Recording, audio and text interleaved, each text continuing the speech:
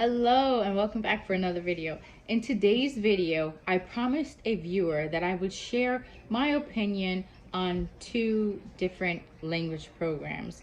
And that is what I'm going to do today, and you'll be able to make up your own mind, maybe for next year or for next month, if this is something that you would like.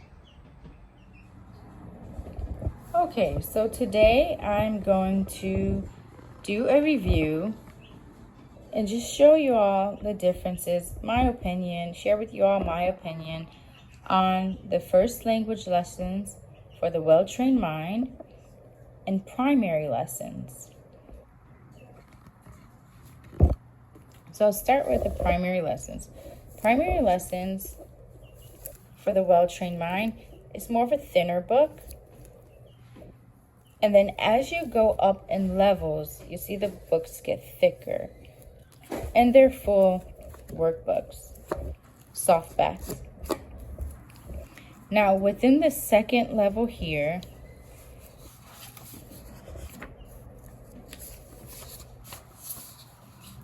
they're going to touch, as you can see the table of contents here, they're going to touch on nouns, and you're going to do some copy work, pronouns and verbs, state of being verbs. You're going to do some story narration. You're going to touch on the 4 types of sentences. Learn how to use your commas.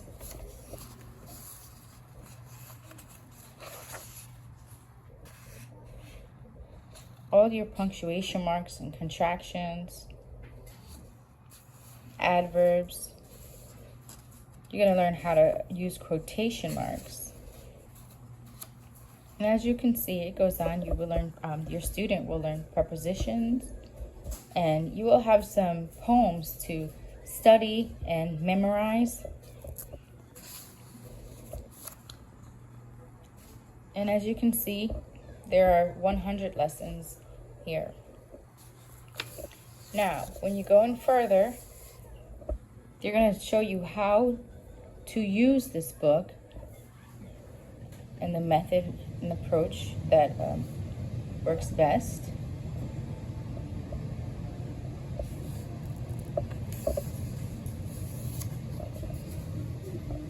And then there are some suggestions here for using the lessons.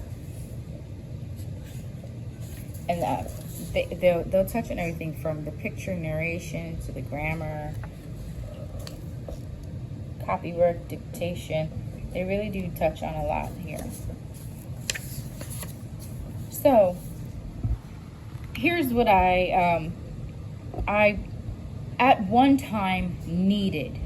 I needed a book to tell me, to show me, to instruct me, to guide me on how to best get this information across to my student. So right here where it says instructor, this is what I was to say. And then this is what we said together.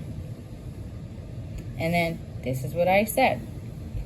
And I found myself having to glance over the material days days ahead of time because that was where I was at. My students were younger, my boys were younger at the time. And then there were the copy work. I kind of had to learn what copy work was because it was a new vocabulary for me, a new implementation into our homeschool. And then, you have more instructor's notes. So this was something I had to prepare for at least the night before. And then they give you your copy work there. And you can choose just one. You kind of go off of your students' abilities. And you pick one. And then it goes on. And then there are some like pictures here. This one you would do a picture narration. They can look at the photo, tell you what's going on. There are some poems in here.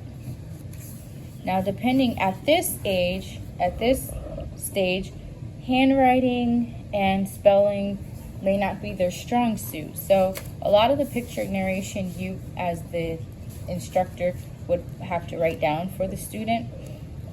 But, you know, the one-word sentences here, like here for dictation. Again, depending on your student's ability, you would pick one of these words or, you know, one of these sentences. Now here you can tell that you're working on commas, you're working on sentence structure. So this is basically it. And it was a good suit for us at the time. I used this for my first son and my second son. Here's a nice poem.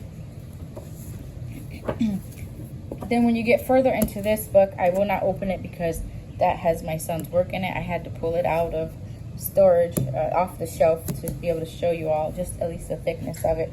But it does have sentence diagramming in here, and you're basically, you know, tearing apart or picking apart the parts of speech.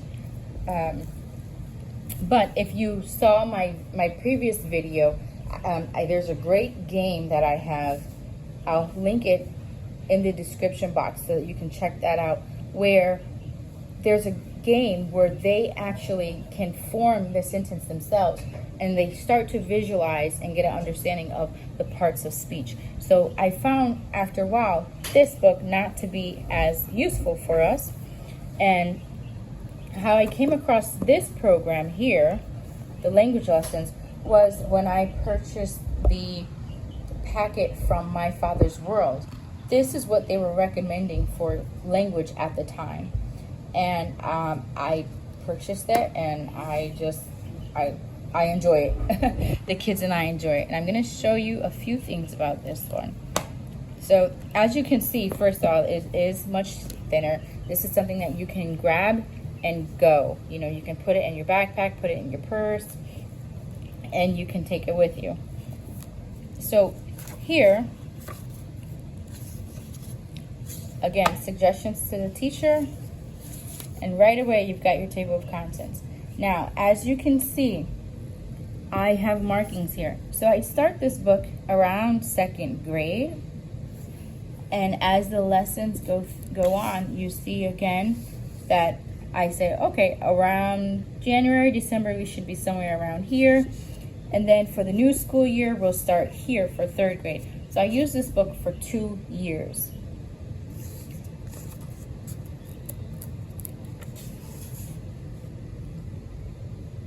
And that's where we should be, around mid-3rd grade.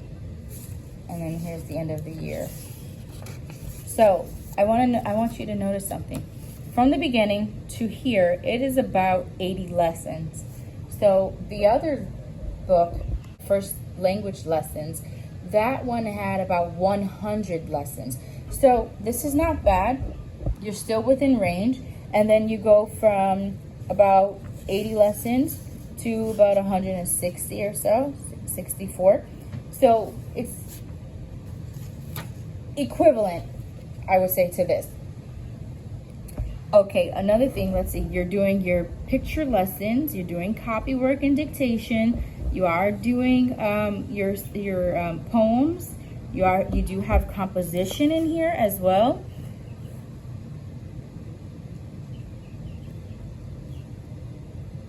Days of the week, sentences. Okay, so let me open this up for you. The difference with this book, though, I will show you here, is that there's your picture. So again, picture narration. You look at this. You saw the other picture in the First Language Lessons was in black and white. These two are in black and white. Literally, this is the lesson right here. You're looking at the picture. You're doing picture study on it. And then your second lesson is right here. Copy the following. So here's your copy work.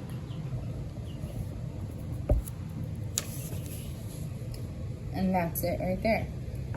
This curriculum, I see it takes a lot of the fluff out of, you know, all that's in this curriculum here. You no longer have, you know, the instructor, this is what you say and all that. There's no more of that. This is something that you can hand to the student. They can get it done on their own. I mean, look at the copywork. It's very small amount. Yes, it is more than that, but if you are focusing on handwriting, this is what you're doing, and that's it. It's not delivered in an overwhelming manner for them, as opposed to the other lessons. Here, all you're doing is studying is and are, the difference between that. And then here, you can go about the poems in two ways. You can read it, study it, you know, dissect it, and appreciate it for what it is and move on. Or you can take the time to memorize it and take a few days on that. We do not memorize the poems because we are memorizing scripture right now, and we are also memorizing history sentences.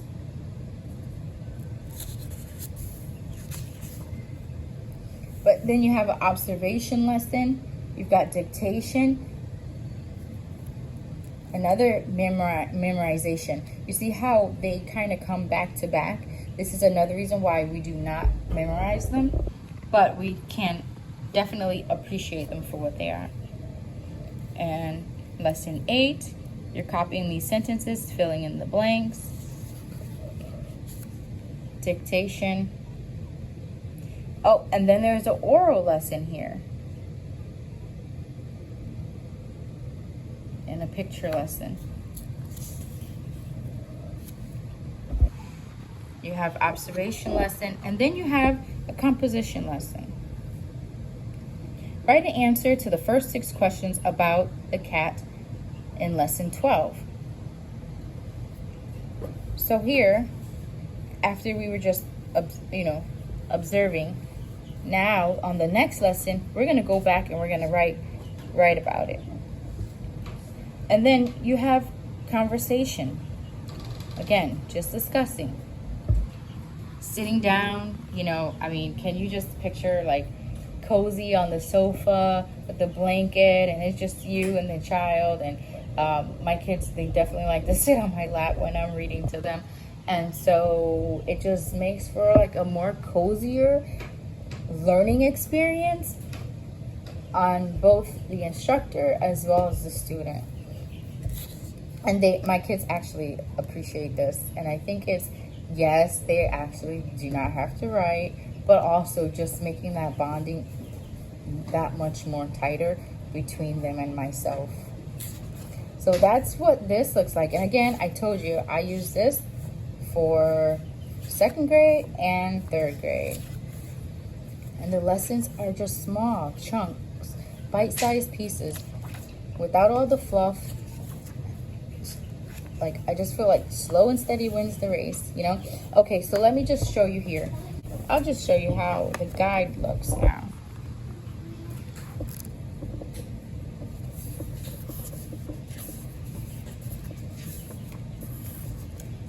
As you can see, it's not structured in the manner that this is with, the first language lessons is, where it had like the instructor, you say this and you do that. It's not like that. So here's your composition. So you're talking about how author helped. Lesson 136. This, that, these, and those. Okay? So when you go to lesson 136,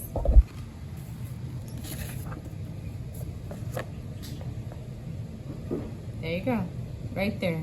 Really quick, simple, to the point. You deliver the message, you deliver the skill set, whatever it is that you need to work on. And that is it for the day. You don't sit here and have it drawn out. That is not how some of my students learn, you know. They need to get straight to the point and then move on. So this one here is the intermediate. That one was the primary language lessons. This one is the intermediate. And I use this in the exact same manner. I start this one from 4th grade.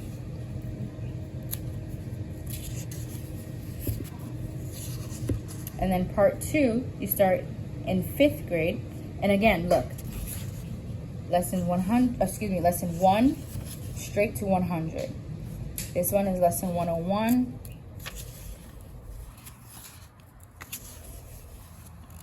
Straight to 195. And then this part I use for 6th grade. So this book, obviously, I'm using for 3 years, for 4th grade, 5th grade, and 6th grade. They get used to this format, and they like it. They really do enjoy it. You're working on quotations, you're working on composition. It's this pretty much the same layout as the other one. The only difference I would say is that after a while, you start getting into things like debate. So 207, we'll go there. Dictation, pronouns, composition, description of a place, you see. So let's go over there and you have your conversation pieces. Again, you have another debate piece right here. So we have 207 and 225. I just want to show you what that looks like.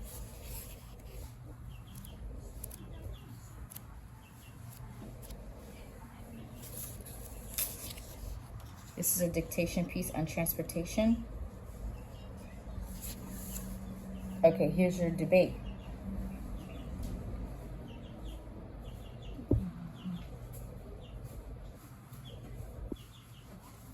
So they're showing you already that if you go back to lesson 108, you're going to have some help with this. They're going to recall some information that you've already studied to help you out in this area. This is a conversation piece on transportation. So again, I really do like it. It's smaller chunks. You're giving the student what they need, and then you move on. Like here's a conversational piece on fruit. You know, you're talking about, and you'll be surprised. I mean, if you ask your student, do strawberries grow on a tree or a bush? They may say yes. You know, cranberries. How do cranberries grow? Do they grow on a vine? Like, you know, you'll be amazed at what you're like, okay, yeah, we do need to study that. We didn't go over that, you know? And some things, you know, it's just as a homeschool student, you're not exposed to, or as a student in a certain geographical location, you're unaware of because you just haven't been there yet. So for example, us being in South Florida. So for example, if I tell my child to go get a shovel, they may actually bring out a shovel that we used to take to the beach when we're digging and having a good time, right? But if you live up north and you tell your student to bring out a shovel, they're gonna go get what they need to shovel the snow, right? It's a big difference. So it just depends on your geographical location. Sometimes it's not like, oh my, you know, don't think the worst of yourself. Don't think the worst of your student. You just give them the information. And that's what this does. These conversational pieces have been so valuable to my home, and I really do appreciate it. And I hope that you found this review helpful. If you have, please go ahead and let me know in the comment section below. And if there's anything else that you'd like me to actually open up and do a review on, I would be more than happy to do that for you. Just let me know in the comment section there. And if you are new to my channel and you found this information helpful, please go ahead and subscribe. Subscribe. And I want to thank you all so much. And until the next video, be blessed. Bye-bye.